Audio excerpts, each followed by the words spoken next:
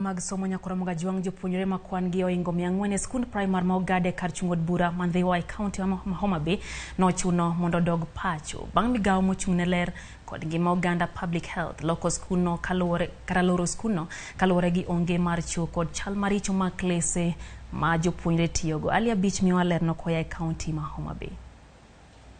Iseche makoro ne oyawa yanga skunde pachoka e tam ma okuongo jopuonjre skund primar ma ogada e kar chund bura Mandhiwa biro medo bedo pacho kuom thuolo ma okong'e bang' kane oselor skundono gi migawo ma ochung'ne ler kod ngima oganda e sub county Mandhiwa. Migawo makamano ne okawo okang' mar loro skundono kaluwore kod onge mag chope ma jopuonjre kaachiel kod jopuonj nyalo konyorego gino makoro chungo chenro mag somo e skundno. Skundni en skul mar sirikal manochak 2009 to nobedo registered 2015 gi Ministry of Education.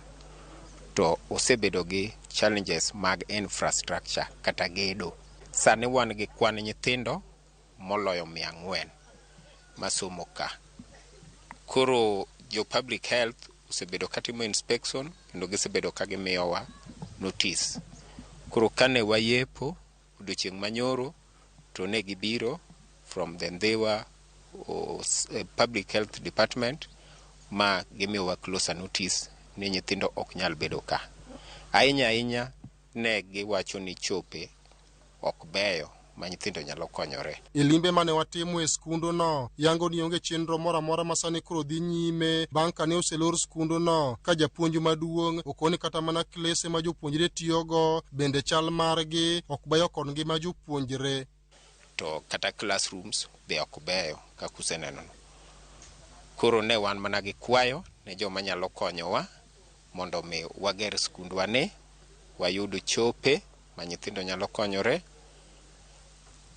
Gidwaro chope 12 mag nyiri 4, mag jowuoyi 4, mag unit 2, mag jopuonj 2.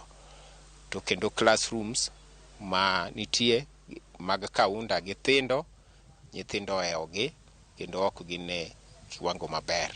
Gibiro duogo ka osechak tich ma gineno kadhi maber to gin ma gibiro chako yaw skul.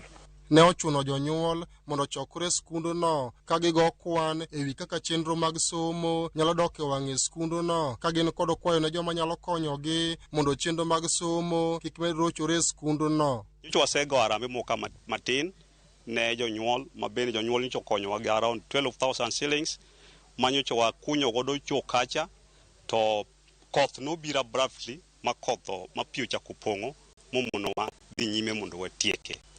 Koro wan wakwayo mana well wishers ni ka giyie to ginyalo konyowa mondo mi sikundni oyaw mondo mi nyithindo madhi timo penj e higa ni registration process masani dhi nyime mondo odhi nyime mondo mi kik wabed time bad. Jakom magulu mar CDF e kar chud bura Mandhiwa manotimo limbe e skundono okoni sani koro gitudore kod bede migepe ma opogore kaachiel kod jokanyo e sekta mar somo mar manyo yore mapiyo manyalo konygo wach e skundono. Waromo kod board kaachiel kod japuonj maduong'.